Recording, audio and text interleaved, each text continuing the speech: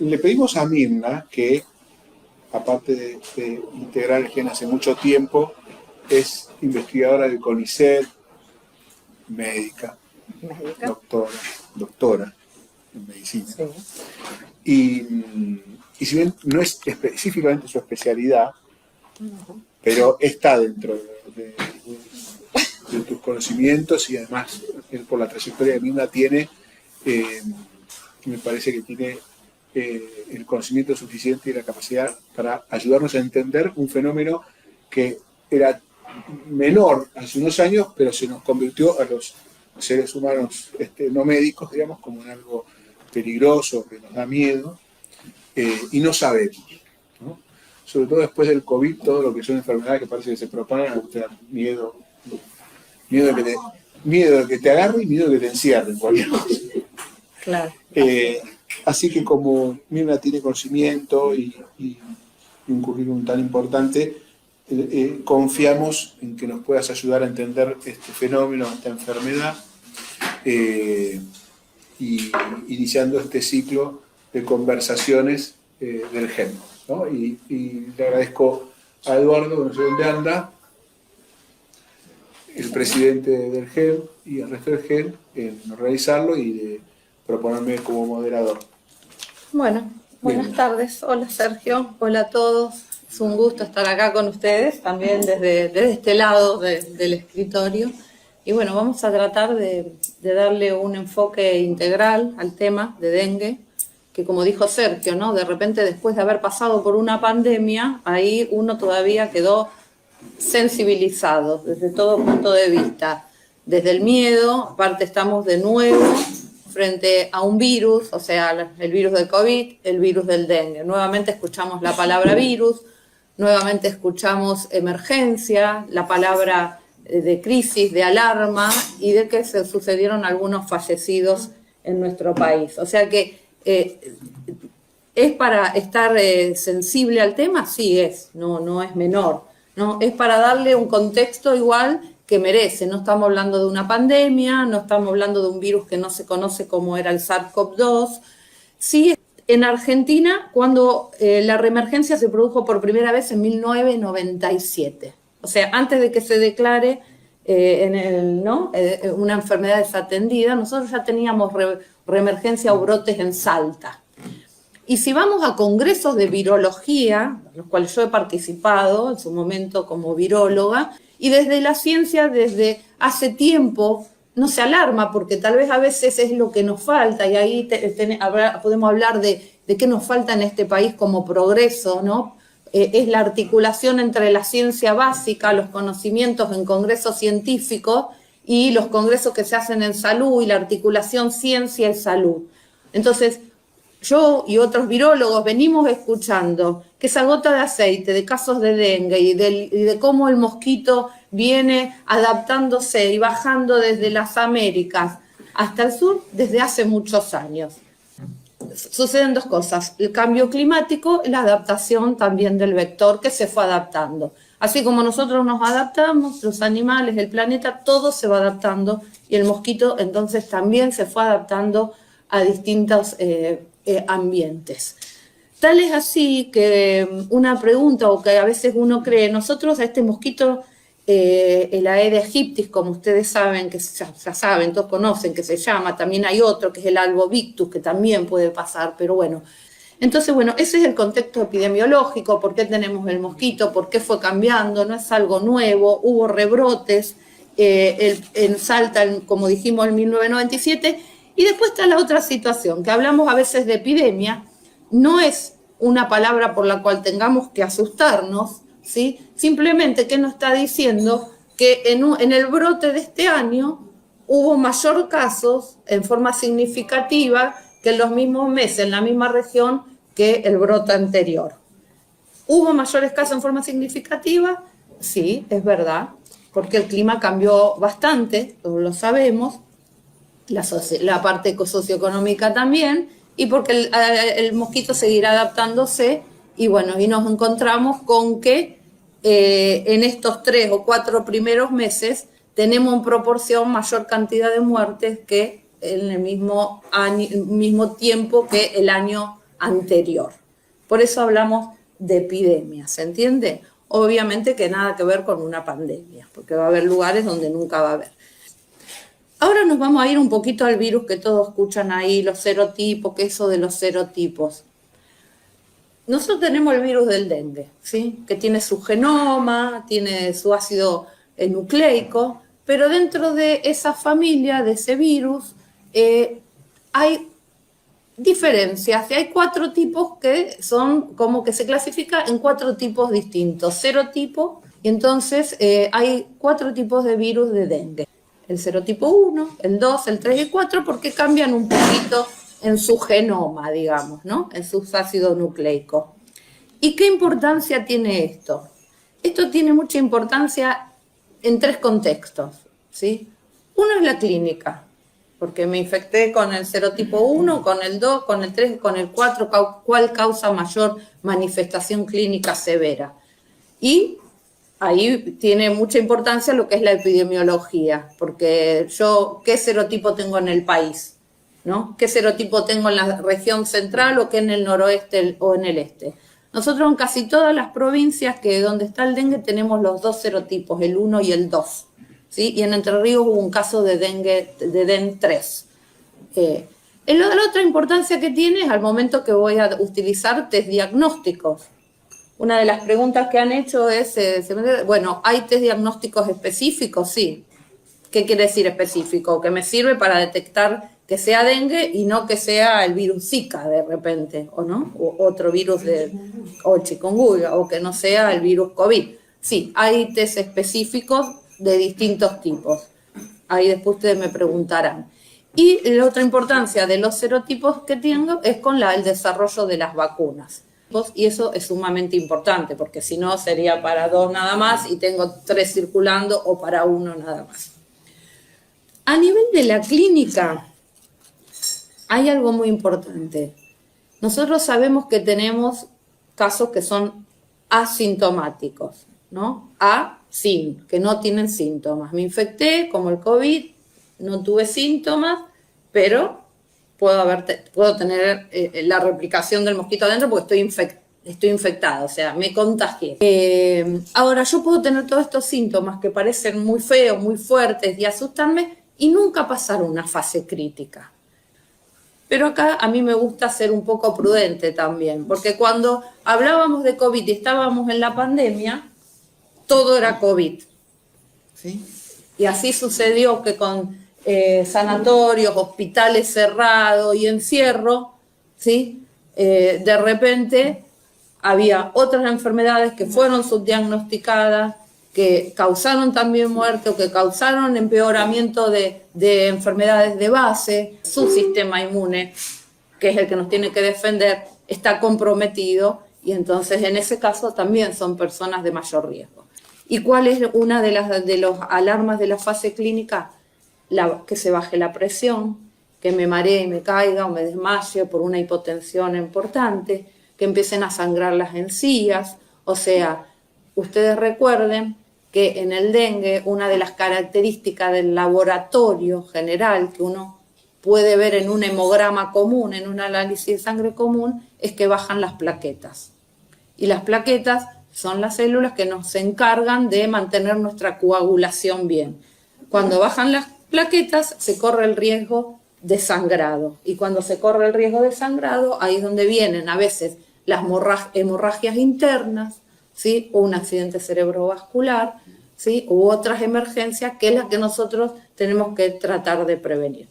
Pasa esa fase clínica de enfermedad crítica y viene la etapa después de 6 días, tuvimos hasta unos 7 días puede ser la primera, hasta 2 a 6 días la segunda, y viene la etapa de recuperación y convalescencia, ¿sí?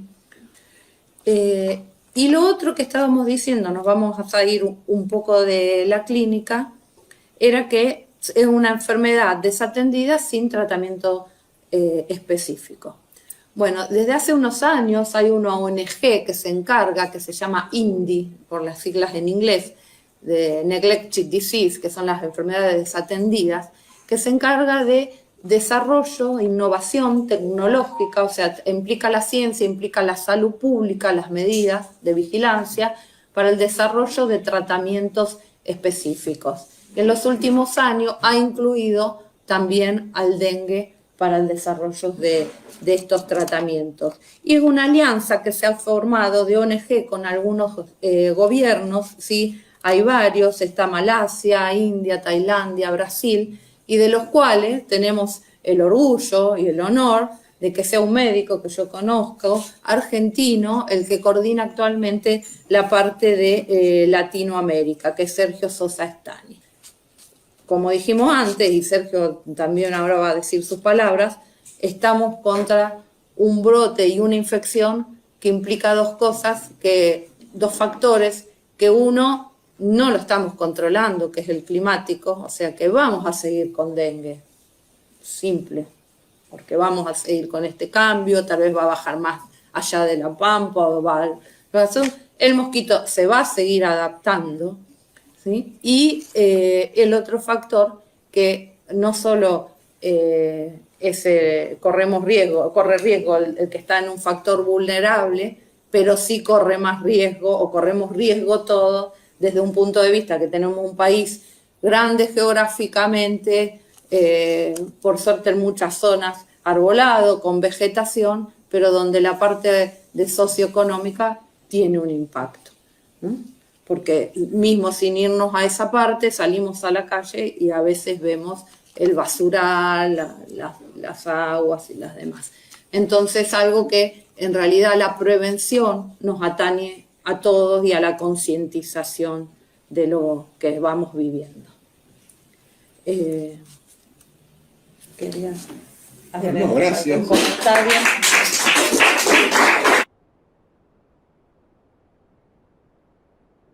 Teléfono, ¿cuándo categoriza como epidemia? Porque imagino que uno de los parámetros o indicadores, será el de la cantidad de muertes. En ese sentido, si uno lo compara con la gripe anual, que son como 30.000 por año, es más bajo.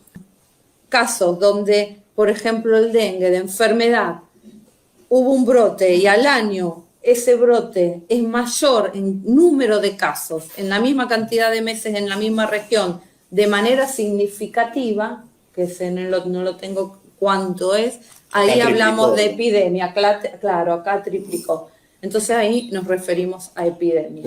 Sí. ¿En qué rango de edad se puede colocar vacuna? Claro, bueno. ¿Cuánto dura su protección? Y si está aprobada en el país, la que se está dando actualmente, ya sea por la ANMAT o algún organismo competente, ¿no? Sí, por la ANMAT sí se está dando, está aprobada, eso es así. Y esta es la vacuna de Japón, entonces, que tiene también incluido la defensa para los 4 serotipos, que son 2 dosis cada 3 meses. Después de infectarme me la puedo dar a los 3 meses, a veces esperan porque uno ya tiene un poco de defensa y se espera, bueno. Y que tiene la ventaja de que no produce esta facilitación, este caballito de Troya que como hace a veces el virus, sino que me va a proteger contra los 4 serotipos y la puedo aplicar en un cero negativo, ¿sí? Y la vacuna dura de 3 a 4 años y demás. ¿Qué tenemos que tener? La protección. Algunos dicen, bueno, con una dosis estoy protegido. Con una dosis no voy a estar protegido totalmente, porque el sistema inmune está empezando a que las células proliferen y se formen y tener una cantidad suficiente. ¿Voy a estar protegido un poco? Sí, tal vez voy a estar protegido un poco, porque en los estudios de fase 3 muestran eso, ¿sí? De fase 2 y 3. Ustedes saben que los estudios de fase 2 y 3 son todo lo que están antes de que la vacuna se comercialice, ¿no es cierto? Ahora, ¿qué van a decir algunos? Algunos colegas dicen, bueno, pero no hay estudios de fase 4 todavía. O sea, ¿qué pasó cuando se comercializó y yo sé cuánto evitó la hospitalización y cuánto protegió? Es verdad, no están. Y no están a veces porque tampoco se hacen y porque no se toman esos recaudos, porque la OMS sí recomendó que cuando la vacuna se empezara a dar, se hicieran los estudios en fase 4 como prueba piloto, que sean prueba piloto y se pongan en marcha estos fase 4. Y todavía no hay mucho estudio en fase 4 que se estén realizando. Pero ya sabemos que la vacuna es efectiva. Obviamente que si tenemos las 2 dosis, como dice ahí, y con el tiempo, vamos a estar con la protección adecuada, pero también tenemos que considerar que algunos capaz que hagan un dengue moderado además, porque esa protección es de casi el 80%. Después hay otro tema que es la pregunta de siempre, pero yo creo que si todos tienen el recuerdo y todo lo que se discutía para COVID y el sentido común, la respuesta es fácil.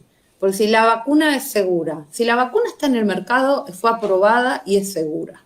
Esta es otra. Cuando uno está con el dengue, solo se recomienda paracetamol o dipirona. ¿Por qué? Porque no se recomienda ninguna droga, ningún analgésico que vaya de la mano con coagulopatía o con hemorragias, ¿sí? Ese es el punto. Y algunos recomiendan paracetamol hasta 4 gramos por día. En realidad, para algunas personas que sufren otro tipo de problemas y que son enfermedades comunes a cierta edad, es hasta 3 gramos por día. O sea que convendría no pasar esos 3 gramos y en todo caso consultar con el médico. ¿Se entiende? Ahora, todas las vacunas sí son seguras para lo que uno espera. Quiere decir que a nadie le va a hacer un efecto adverso un poco más severo, tal vez uno en cada 100.000, ¿sí? Puede haber un efecto adverso. Ahora, estoy en un brote, estoy con una epidemia, estoy con un virus que me puede causar rápidamente de un pasaje de la fase febril a una fase crítica. Y encima si le sumamos la comorbilidad, y bueno, yo a veces digo, pensalo, ¿vos qué harías? Mi hermana tuvo un dengue severo, no internado, pero trabaja en un ámbito de árboles y demás, y afuera, y yo le dije, apenas te recuperes, vacunate, pero esto ya hace meses atrás, pero ¿qué voy a estar dudando? Que se agarre otro serotipo y haga un dengue grave, ¿se entiende? O sea, pero no es el 100% blanco-negro. Eso tenemos que ser claros, porque después sale alguna antivacuna de un caso que pasó y arman un video y un tutú y yo recibo, doctora, ¿qué opinan de esto? Y me tengo que escuchar el video de no sé cuánto, a las 13 frases ya sé que es una antivacuna, obviamente, porque ya tienen el mismo hilo discursivo, ¿no es cierto? Pero bueno, y hay otra cosa, la vacuna, la TAC 003 o la Qdenga, como le digan, bueno, desde los 4 años está recomendado aplicar y en la unidad en Europa y Reino Unido no le pusieron límite de edad. O sea, nosotros acá estamos diciendo hasta los 60 años. Y mi mamá, que tiene 85, me pregunta, ¿me vacuno o no me vacuno? ¿Me vacuno o no me vacuno? Bueno, y yo le digo, no está demostrado porque no se hicieron los estudios, ¿sí? A medida que pasa la edad, ¿sí? Y el sistema inmune también va envejeciendo, entonces capaz que no tenga la misma respuesta de eficacia. Ahora, ¿quiere decir que le va a hacer mal? Y si está inmunocompetente, o sea que si el sistema inmune está bien, va a responder igual que uno de 62 que uno de 58 años, ¿se entiende? Ahora, también yo que le contesté a mi madre, yo le contesté, eso queda en vos. Porque yo le doy los datos y le doy la información, pero después ahí sí tenemos que hablar de una autoelección. ¿Y por qué el Reino Unido, y no me acuerdo cuál más dijiste? La Unión Europea. En general recomienda, no pone límite de edad. No puso límite de edad. Pero no están los estudios. Después de la edad. No están los estudios, pero apuestan a que es Considera segura. peor no dársela. Claro, apuestan a que es seguro. Quería preguntar. Me ha tocado transitar por distritos donde se utiliza la fumigación como forma de combatir el mosquito y en otros distritos donde no. ¿Hay una opinión uniforme al respecto científicamente o queda librado a las cuestiones de gestión de cada municipio o ciudad? Como en todo grupo poblacional hay diversidad de opiniones, ¿no? Entonces después dependerá quién forma el comité asesor, puede salir o no según un debate una indicación. Lo que pasa es que de lo que se habla han surgido los temas de la resistencia al mosquito, a diferentes componentes químicos y demás. pero sí está indicado dentro de una medida integral de prevención. O sea, no solo la fumigación, depende del análisis del brote y la situación en el lugar propiamente dicho. Cuando en un lugar geográfico dado hay muchos casos, o sea, y hay cantidad de mosquitos y difícil de la limpieza y prevenir, a veces está indicada la fumigación, pero después lo termina decidiendo, como vos decís, ¿no? Gente que no es científica. Cada distrito según también a que se... Hay gente que es profesional que también piensa que no es necesario, porque la fumigación lo que está matando son los mosquitos adultos, pero no está eliminando ni las larvas, ni los huevos, ni demás. O sea que vos matás en un momento algunos mosquitos adultos, pero después siguen naciendo y apareciendo. Entonces, si no hay un tratamiento integral con todas las medidas, la fumigación sola tampoco sirve, ¿se entiende? Entonces, el tema sería tomar todas las medidas en conjuntos adecuadas, ¿no? Una pregunta, ¿es cierto que después de dada la vacuna tarda varios meses en hacer efecto? No, varios meses no, pero algunos días pues para claro, algunos, o sea, después de la segunda dosis. Claro. Después de la primera no ningún efecto. Eso es lo que decía antes. Científicamente, en los estudios de fase, antes de la fase 4 de comercialización, se muestra que algo de protección en un porcentaje de personas se produce, no en la esperable, ¿sí? Y después de casi un mes podemos tener casi la inmunidad completa con la segunda dosis. Por eso cuando preguntan, ¿es conveniente vacunarme ahora? La vacuna va a durar un par de años, la protección, y bueno, es conveniente que espere el próximo brote, o sea, dependerá de si a mí me pican los mosquitos o no, de dónde vivo, si quiero esperar, ¿no? ¿Se está yendo ahora? Y ahora recordemos que el mosquito depende también de la temperatura, del clima. Entonces, ¿Estarían retiradas? estarían retiradas, sí. Y recordemos que el Aedes aegyptus no es el único, que es el de las patitas y cuerpos blancos, no es el único mosquito que hay, porque nosotros tuvimos como hace poco 2 invasiones de mosquitos que entraban en la casa por todos lados, que no era el Aedes, ¿sí? Entonces, me picaron un montón. y no pasó, claro, está bien. ¿El mosquito es el único vector? Sí, del dengue, sí. También podemos, el único vector, ¿cómo se transmite? Recuerden que se puede transmitir por madre a hijo, ¿no? El embarazo. Y por transfusión. Y por transfusión, claro. No, yo te quería preguntar cuánto dura el periodo infectante del virus adentro del huésped. Si hay evidencia, no sé. La viremia, o sea, cuando la viremia se produce desde que pica el mosquito y la fiebre puede tardar 1 o 2 días, y donde hay mayor cantidad de virus, o sea, de viremia, son los 5 o 7 primeros días. ¿Sí? Es una pregunta que viste mucha gente se hace cuando sí. Son los primeros días, 2, 3, 4, 5 días, pero algunos tienen fiebre hasta 5 días, otros hasta 7 días, más o menos. Eso también tiene que ver con el diagnóstico, ¿no? Porque si yo busco el virus con una PCR en esos primeros días, seguramente lo voy a encontrar, ¿sí? O el antígeno, que el antígeno es un pedacito del virus, una proteína. Si yo caíste rápido si lo busco en los primeros días, justo ahí sí. Ahora, si justo la viremia está bajando, la cantidad de virus está bajando, yo capaz que hago un test rápido y no lo encuentro y me da negativo. Pero si tengo todos los síntomas, por eso no es todo 2 más 2, no tengo todos los síntomas. Tengo el nexo epidemiológico, el paciente dice, sí, creo que me picó el mosquito y me dio negativo el test de antígeno, le tengo que pedir ya otro tipo de test que no detecta el virus, que no es directamente, sino que detecta a estos anticuerpos que hablábamos antes, que también tenemos test, que duran hasta 3 meses, y ahí confirmo el diagnóstico. Bueno, ya estaríamos. Ya no sé. No sé, ahí Fausto.